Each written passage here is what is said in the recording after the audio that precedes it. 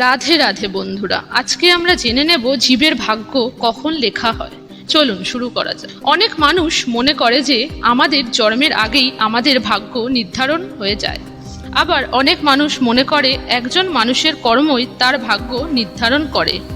কর্ম ও ভাগ্য এই জন্য জানা জরুরি, কারণ এর থেকে আপনি জানতে পারবেন মানুষ খারাপ কর্ম নিজের নির্ধারিত ভাগ্যের কারণে করে, নাকি তার কর্মের দ্বারা সে নিজের ভাগ্য তৈরি করে অথবা ধ্বংস করে। এই ভিডিওর মধ্যে আমরা জানব ভাগ্য ও কর্মের মধ্যে কে বেশি শক্তিশালী, আর সত্যি কি ভাগ্য কর্ম দ্বারা তৈরি হয়। এই ভিডিওটিতে আমরা হিন্দু ধর্মগ্রন্থে এই বিষয়ে কি লেখা আছে সেটার বিষয়ে জানতে পারবো। নমস্কার বন্ধুরা, আমাদের চ্যানেলের আরেকটি নতুন এপিসোডে আপনাদের স্বাগত।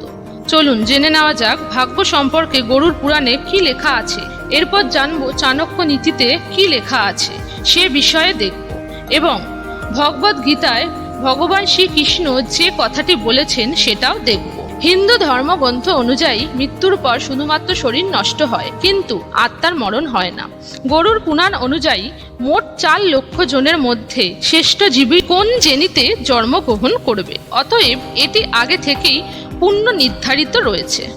গরুড় পুরাণ অনুসারে যে ব্যক্তি ধর্মগ্রন্থ পুরাণ এই সমস্ত গ্রন্থকে অবমাননা করে এবং ঈশ্বরের প্রতি বিশ্বাস রাখে না এবং তাদেরকে খারাপ বলে, এই রূপ নাস্তিক চরিত্রের ব্যক্তিদের পরবর্তীকালে কুকুরের যোনিতে জন্ম হয়।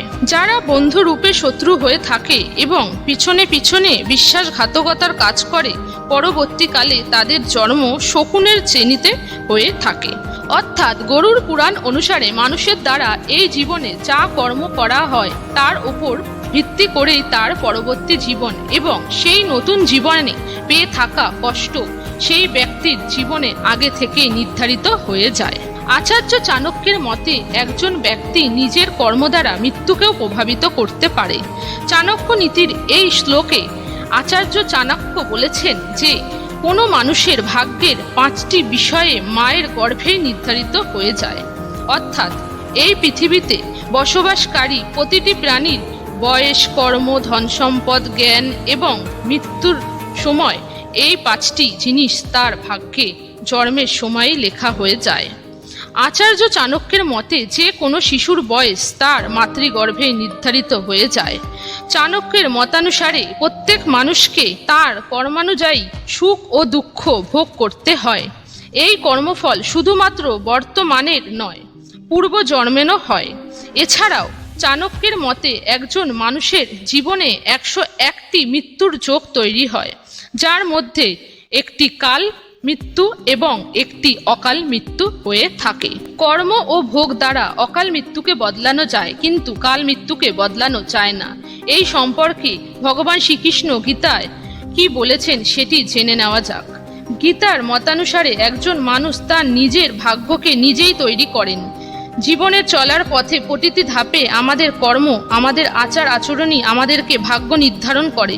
সনাতন ধর্ম ও শাস্ত্র পুরাণ অনুসারে এই পৃথিবীতে জন্মগ্রহণকারী প্রতিটি প্রাণীর ভাগ্যই তার জন্মের আগে নির্ধারিত হয়ে থাকে। একজন মানুষ তার সারা জীবনে কি করবে, কিভাবে কাটাবে, কার সাথে কাটাবে, সবই তার জন্মের আগেই ঠিক হয়ে যায়। তার মানে এই নয় আমাদের সবকিছু ভাগ্যের ওপর ছেড়ে দেওয়া উচিত, কারণ ভাগ্যকেও কর্ম দ্বারা পরিবর্তন করা যায়। কিন্তু পুরাণ বলে যে আমাদের ভাগ্য আমাদের অতীত কর্ম দ্বারা নির্ধারিত হয়, কিন্তু এই ভাগ্য আমাদের বর্তমান কর্ম দ্বারাও প্রভাবিত হয়। অতএব আমাদের কাজগুলিকে উন্নত করার চেষ্টা করা উচিত এবং তার সাথে আমাদের নিজের ভাগ্যকেও মেনে নেওয়া উচিত। তো বন্ধুরা, কখনো কি ভেবে দেখছেন ভাগ্য ও কর্মের মধ্যে কোনটি শ্রেষ্ঠ এবং কোনটি বেশি গুরুত্বপূর্ণ? এটি একটি অত্যন্ত বিতর্কিত প্রশ্ন। কিছু লোক বলে ভাগ্যই শ্রেষ্ঠ, আবার কিছু লোক বলে কর্মই সবকিছু, আবার অনেকে বিশ্বাস করে কর্ম ও ভাগ্য উভয়ই গুরুত্বপূর্ণ। পুরাণ অনুসারে ভাগ্য ও কর্মের মধ্যে কর্মকেই শ্রেষ্ঠ বলে মনে করা হয়েছে, কারণ ভাগ্যের ওপর আমাদের নিয়ন্ত্রণ নেই, কিন্তু কর্মের ওপর আমাদের নিয়ন্ত্রণ আছে। আমরা কর্ম দ্বারা সবকিছু অর্জন করতে পারি, অতএব কর্মের ফলই হলো ভাগ্য।